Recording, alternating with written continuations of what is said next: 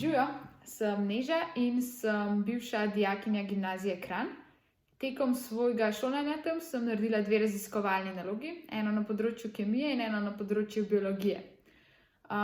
Eden od glavnih razlogov, zakaj sem se odločila sploh delati raziskovalno nalogo, je bilo definitivno neka želja po globjem razumevanju kakšnih snovi, ki smo jih pri pouku obravnavali.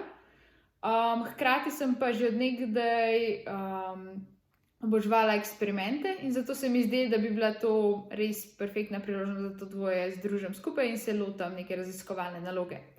Zdaj pa najprej je bilo treba dobiti eno idejo, ki sem jo potem s pomočjo mentorjev spravila v neko ustrezno hipotezo oziroma neko znanstveno vprašanje.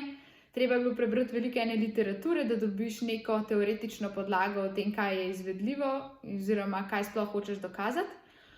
Potem pa pride na vrsto tisto zabaven del, torej sam eksperiment.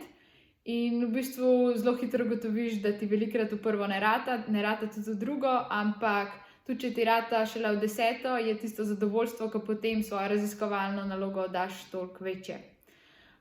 Zato se mi zdi, da je ena od največjih vrednot, ki sem jo dobila tekom tega procesa, glih potrpežljivost. In pa seveda tudi to, da sem se naučila brati te znanstvene članke in izluščiti tisto bistvo.